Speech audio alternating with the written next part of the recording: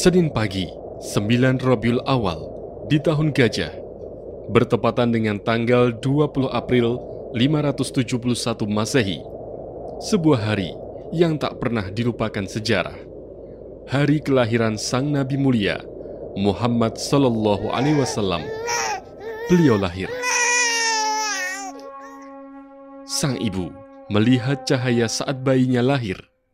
Tak hanya itu, 14 balkon istana Kisra runtuh. Gereja-gereja di sekitar Buhairah runtuh. Api yang disembah bangsa Majusi padam.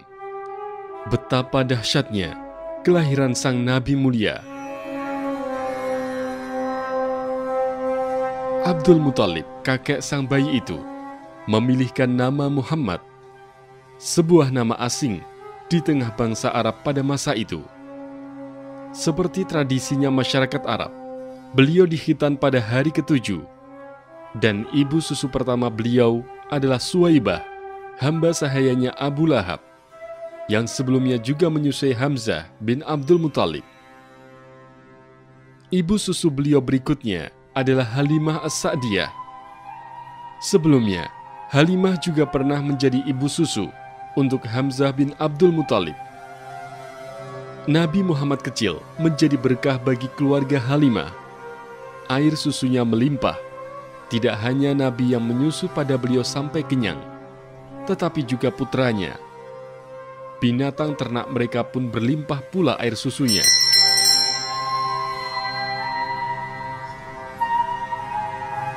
Saat Nabi Muhammad berusia 4 atau 5 tahun, terjadilah sebuah peristiwa ajaib dan luar biasa.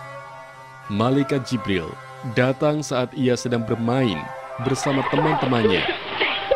Jibril memegang dan menelentangkannya, lalu membelah dadanya. Ia mengeluarkan hati atau jantung beliau dan mengeluarkan segumpal darah. Jibril berkata, "Ini adalah bagian dari setan yang ada pada dirimu." Lalu malaikat Jibril mencucinya di sebuah baskom emas berisi air Zam-Zam dan mengembalikannya ke tempat semula dengan rapi. Kawan-kawan Nabi Muhammad kecil berlarian mendatangi ibu susu.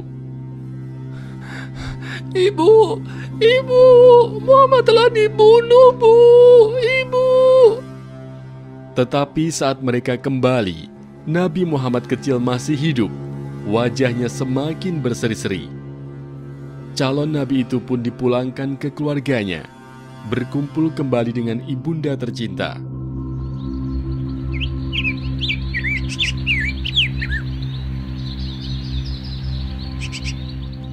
Pada usia 6 tahun, sang bunda mengajak putra kecilnya itu untuk ziarah ke makam sang ayah yang ada di Yasrib, atau dikenal dengan Madinah.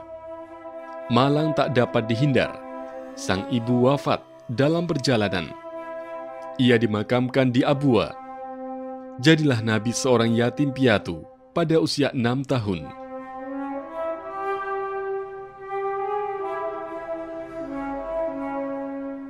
Ia kemudian diasuh oleh kakeknya, Abdul Muthalib. Kasih sayang Abdul Muthalib kepada cucunya itu begitu dalam. Ia melihat cucunya kelak akan menjadi pembesar. Kepada paman-pamannya, ia berkata, "Demi Allah, sesungguhnya dia akan memiliki kedudukan yang agung."